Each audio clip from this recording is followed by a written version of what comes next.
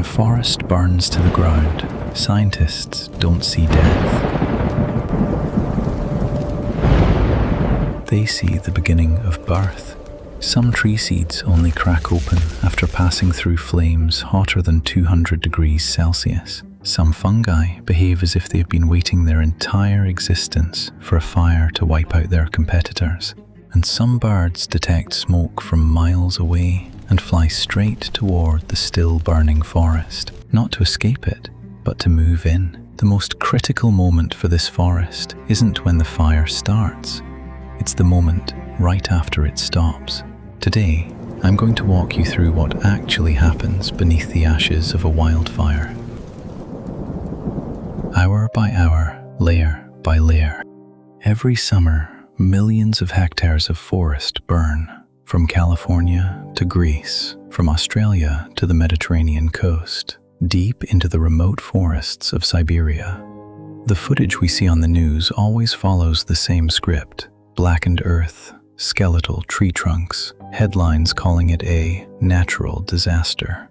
That narrative isn't wrong. Wildfires genuinely destroy lives and property, and climate change is making them more frequent and more severe.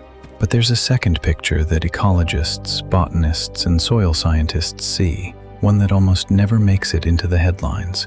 To these scientists, a forest fire isn't an ending. In many regions, it's part of a natural cycle that has repeated itself for tens of thousands of years. In this video, we'll move through 4 layers.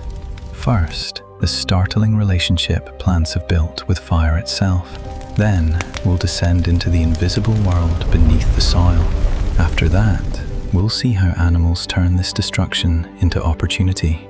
And finally, we'll arrive at a conclusion scientists only reached in recent years, one most people would never expect. Let's start with the most basic layer, the plants themselves. Some species are called pyrophytes in science, which literally means fire-loving. Certain pine species in California have cones with a special structure called serotinous cones. Their scales are sealed shut with thick resin, a seal that can stay closed for years, sometimes decades. Only intense heat can melt that resin and release the seeds. This tree has, quite literally, entrusted the survival of its next generation to fire itself. The evolutionary logic here is remarkably clever. The soil right after a fire is stripped of competing plants, fully exposed to sunlight and enriched by ash. The seed lands at exactly the moment competition is at its lowest. Another example is Australia's iconic eucalyptus. Just beneath the bark, these trees carry a swollen structure called a lignotuber, essentially an underground energy reserve. Even if fire destroys the entire trunk, this reserve survives, and within days, bright green shoots burst out from the charred trunk. But the cracking of a seed is only the visible surface of this story. The real, tangled story is unfolding just a few centimeters beneath the soil. When you examine the soil of a burned forest, at first glance you see a contradiction. Fire releases nutrients that were locked inside plant tissue and converts them into forms plants can use directly. After low-intensity fires, soil fertility can actually increase because the fire chemically makes nutrients more available. The ash on the surface mixes potassium and phosphorus straight into the soil instantly. Normally, this process takes years of slow decay. But this picture comes at a cost. At the same time, fires generally reduce the total nutrient pool in the soil through oxidation, volatilization, ash transport, and erosion. Nutrients that become more available in the short term can mean less total nutrition in the long run. Soil temperatures above 200 degrees Celsius completely combust organic matter into char compounds, which raises the soil's pH. But the truly striking part is the destruction happening in the microscopic world. We can't see it all. Some studies found microbial biomass can decline by as much as 96%, microbial diversity by up to 99%, and this effect can persist for more than a decade. So the charred trees you see with your own eyes are really just the tip of the iceberg. Millimeters beneath the soil, nearly the entire microorganism world may have been wiped out. But what follows this destruction is far faster and more strategic than you'd expect. Here's where an interesting divide appears. Fungal and bacterial communities respond to fire very differently. Some bacterial groups find a window of opportunity right after a fire. The abundance of nitrification genes rises noticeably after fire, while nitrogen fixation genes decline as fire severity increases. So the soil's nitrogen cycle evolves in completely different directions depending on how severe the fire was. In the long run, an unexpected hero emerges. A study in Siberia's cold taiga forests found that years after a wildfire, a bacterial group called actinobacteria becomes dominant in the soil.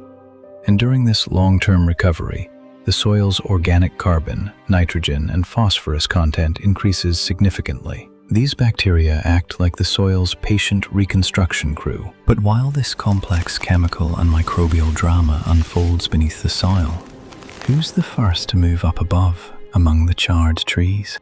Our default instinct is that animals flee a fire and stay away. But the truth is far more interesting. Some species don't abandon the burned area, they move straight toward it.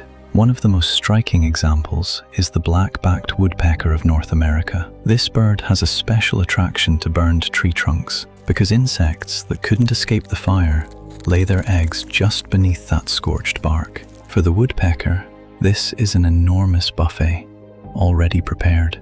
Another fascinating example is a smoke-detecting ability found in certain jewel beetles. They have specialized infrared sensing receptors on their thorax, allowing them to detect a fire from miles away and fly straight toward it.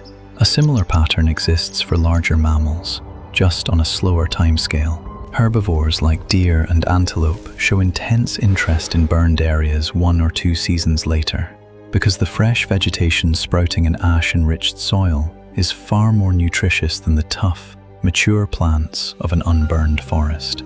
All of this shows that fire is actually part of the ecosystem, but the conclusion scientists reached in recent years goes far beyond that. For decades, the golden rule of wildfire management was simple: extinguish every fire, no matter how small, as fast as possible. But long-term ecological data revealed an unexpected and dangerous consequence of this approach.